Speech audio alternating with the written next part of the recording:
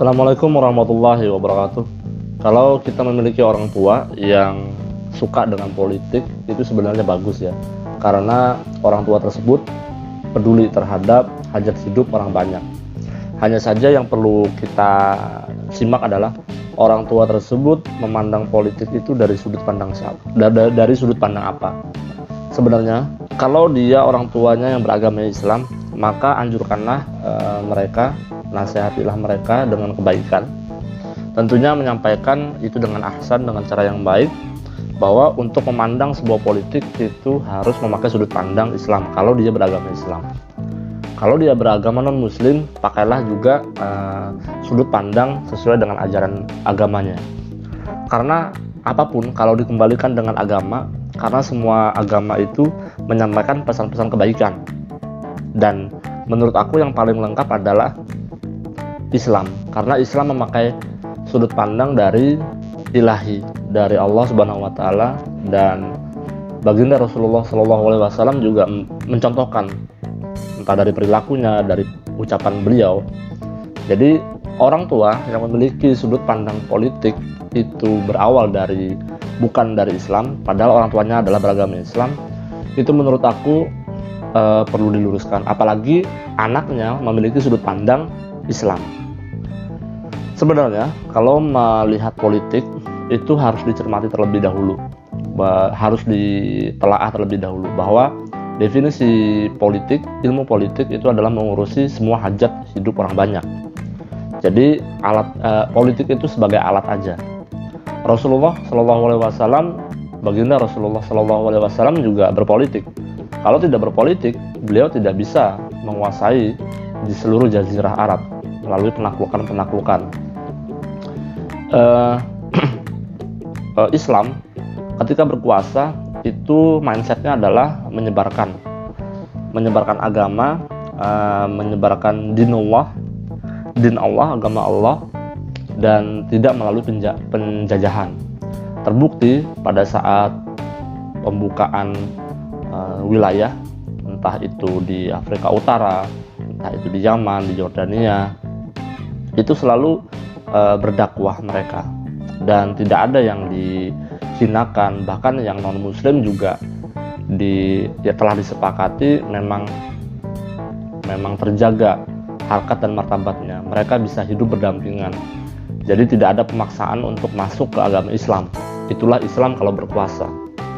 Nah, Islam itu mengajarkan kita untuk taat kepada para pemimpin. Pemimpin yang mana? Pemimpin yang taat kepada Allah dan Rasulullah. Dan ini kebanyakan milenial zaman sekarang yang khususnya beragama Islam yang ada di Indonesia itu entah kenapa alergi terhadap mengucapkan hadis, mengucapkan agama. Bisa jadi mereka itu pendekatannya itu melalui kebangsaan, melalui pendekatan bukan dari sudut pandang Islam, tapi sudut pandang pendapat-pendapat dari orang lain, orang-orang yang pro dengan demokrasi dan segala macam. Demokrasi itu bagi aku adalah sebuah kata biasa aja. Mereka mengutamakan musyawarah dan segala macam. Padahal musyawarah sendiri itu istilahnya dari Islam. Jadi aku berpandangan ketika kita fokus kepada politik atau suka dengan politik, maka salurkanlah energi kita di bidang politik itu dengan cara memakai sudut pandang Islam. Bagaimana Islam mengeluarkan pendapat, bagaimana Islam itu mengambil sudut pandang, dan bagaimana Islam itu menyelesaikan masalah. Karena Islam itu agama yang paripurna, yang mengajarkan dari kita bangun tidur sampai kita bangun negara. Baginda Rasulullah SAW juga menyampaikan hal tersebut dan mencontohkan hal tersebut. Beliau bangun itu baca doa apa, beliau bangun negara itu seperti apa caranya. Dan bahkan untuk menguasai sebuah negara, ekspansi ke wilayah lain, itu ada tata caranya. Disebutkan di sejarah bahwa ketika beliau itu ingin melebarkan agama Islam, ajaran agama Islam, beliau menyurati terlebih dahulu kepada para raja. Yang pertama, masuklah agama Islam terlebih dahulu, maka kamu tidak akan menanggung dosa-dosa para rakyatmu. Kemudian ketika dia, sang raja tersebut yang disurati itu patuh, maka dia udah masuk Islam dan tentunya di bawah pengaruh Islam.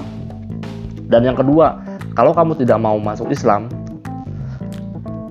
tapi membolehkan agama Islam itu diajarkan di negaranya, dia tidak diperangi, justru malah menjadi di bawah kekuasaannya Islam dan tentunya memakai hukum-hukum Islam. Tapi yang ketiga, kalau raja tersebut yang disurati itu melawan dan tidak ingin Islam tersebar di negaranya, mungkin karena alasan gengsi atau pengen menguatkan kedudukannya di wilayah tersebut, maka salah satu cara Islam adalah yang terakhir ini adalah jalan yang terakhir nih, yaitu berperang.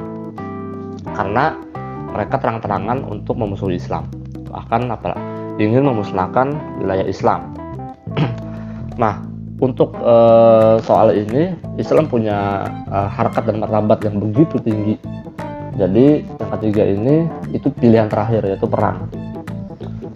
Jadi Islam itu ketika mengekspansi ke wilayah lain, melakukan politiknya, politik internasionalnya, dia tidak menjarah lingkungan hidup, dia tidak merusak akidah orang, tidak memaksa orang untuk masuk ke agama Islam, tidak seperti itu. Justru mereka mendakwahkan Islam, justru mereka tuh dakwah yang pertama kali menyebarkan agama Islam.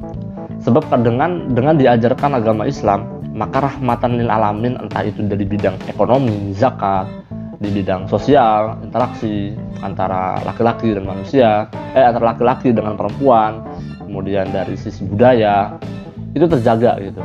Tapi dalam koridor agama Islam. Bahkan kalau ada yang non muslim itu memiliki tabiat untuk minum minuman keras, itu tidak diperbolehkan untuk keluar. Jadi bagi yang non muslim yang masih suka minum minuman miras, itu dalam koridor Islam sendiri, itu dari hukum Islam itu tidak diperbolehkan sebenarnya. Bahkan itu didakwahi terlebih dahulu yang non muslim tersebut bahwa ini potensi risikonya sangat besar. Jadi ini yang perlu diketahui. Kalaupun tidak bisa juga, otomatis ya dia di rumahnya aja, tidak boleh melakukan hal tersebut. Tapi kalau terjadi risiko yang besar seperti terjadi pembunuhan, gara-gara miras, kemudian terjadi perkelahian, hukum Islam yang bergerak di situ. Jadi untuk Islam, janganlah kita memandang itu skeptis ya. Janganlah kita berpolitik itu yang khususnya beragama yang muslim ya. Janganlah kita berpolitik itu tidak menggunakan sudut pandang Islam. Sebab kalau kita menggunakan sudut pandang Islam, itu secara paripurna akan sesuai dengan fitrah manusia. Jadi tidak ada namanya itu bertentangan dengan fitrah manusia. Justru sesuai dengan fitrah manusia. Jadi untuk para orang tua ataupun anak-anak yang pro dengan politik, silakan kuasai bidang-bidang politik tersebut, dan jangan sampai kita tidak memikirkan masalah umat setiap harinya. Kita harus memikirkan masalah umat itu setiap harinya untuk kebaikan bersama. Tentunya di sini aku menganjurkan menggunakan sudut pandang Islam, menggunakan nas-nas Al-Quran, menggunakan Al-Hadis, menggunakan contoh-contoh dari yang dicontohkan oleh baginda Rasulullah SAW melalui ucapannya maupun tindakan beliau. Berarti secara otomatis kita di sini dituntut untuk belajar syariat, makrifat, dan segala macam apa-apa yang berhubungan dengan Islam. Di sini kita mengajak untuk bersatu ya. Jadi kita ingin mengajak bersatu umat Islam.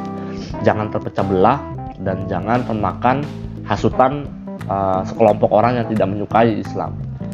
Semua umat Islam itu wajib bersatu, tidak boleh tidak bersatu. Karena dengan umat Islam yang bersatu ini, wilayah Islam akan kembali seperti yang dulu. Di zamannya baginda Rasulullah SAW, beliau melebarkan ekspansi wilayahnya dan terbukti banyak sekali terjadi kebaikan-kebaikan yang ada di wilayah tersebut. Mungkin itu aja pesan dari aku. Jangan lupa subscribe, like, and share. Wassalamualaikum warahmatullahi wabarakatuh.